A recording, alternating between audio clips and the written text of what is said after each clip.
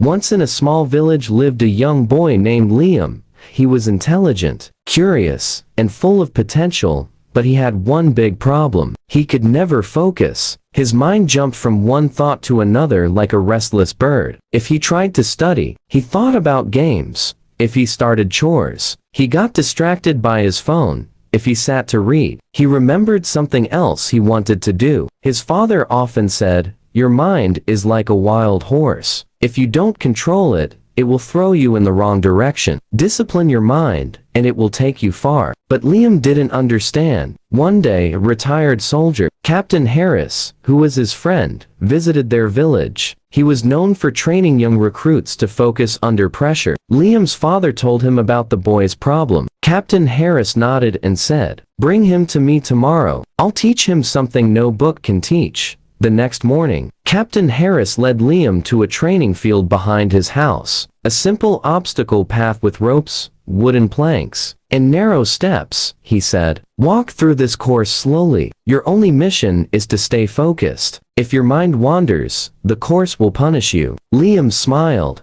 It looks easy, but as soon as he started, he heard birds chirping, children laughing, and the sound of passing bicycles. His mind drifted. He missed a step. His foot slipped. He scraped his knee on a wooden plank. Captain Harris shouted, "Focus, Liam. This is what distraction does. It hurts you." Liam tried again.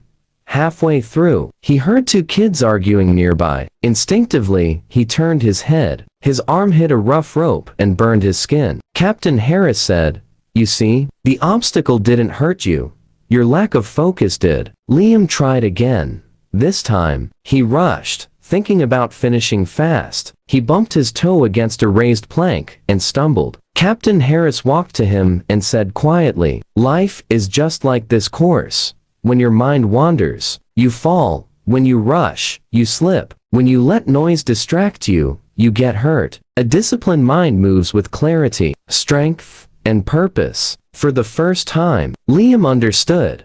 From that day on, he started small, waking up at the same time daily, limiting his phone use, and giving his full attention to whatever he did. He practiced meditation for a few minutes each morning to train his mind to be calm and steady. At first, it was difficult. His mind still wandered, but he kept pulling it back to the task at hand. Days turned into weeks, and slowly, Liam felt a change. His memory improved. His grades went up.